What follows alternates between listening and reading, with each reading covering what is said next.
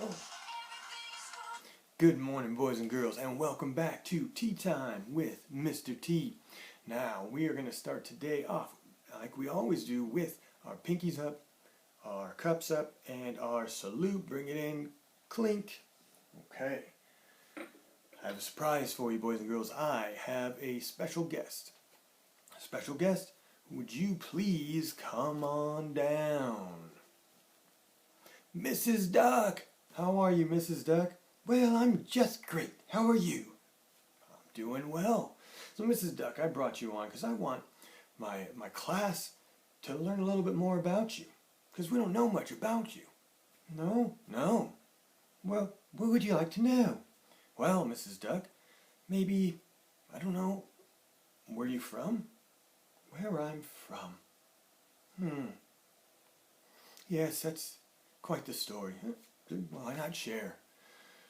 In West Philadelphia, born and raised, on the playground is where I spent most of my days, chilling out, maxing, relaxing, all cool while playing some b-ball outside of the school. Couple of guys, up to no good, started making trouble in my neighborhood.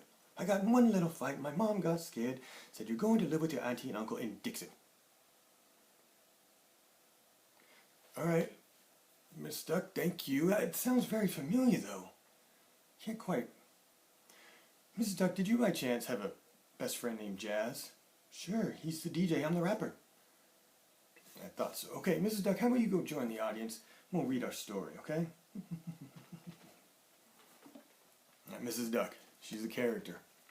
Alright, boys and girls, today I've got another rhyming story for you. This is Snow White. Snow White lived with a beautiful queen who was very pretty, but nasty and mean. The queen asked one day, "Who's the fairest of all?" "Snow White," said the mirror that hung on the wall. The queen was jealous and told one of her men, "Make sure I never see Snow White again." That man could not bear to harm Snow White, so he abandoned her in the woods that night. Snow White was scared and began to cry, until she saw a little house nearby. Inside, 7 dwarves were living together. They told Snow White she could stay there forever. "Please stay."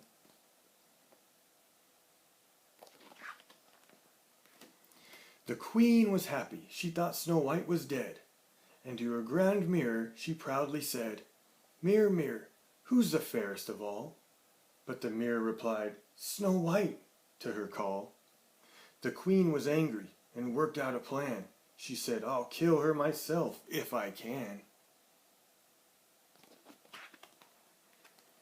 Dressed as a beggar, the queen found Snow White and gave her a poisoned apple to bite.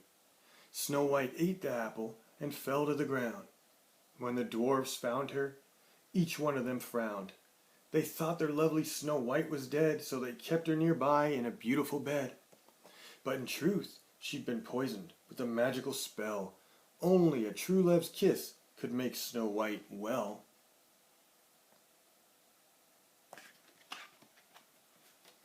One day a young prince was passing by. He kissed Snow White, and she opened her eyes.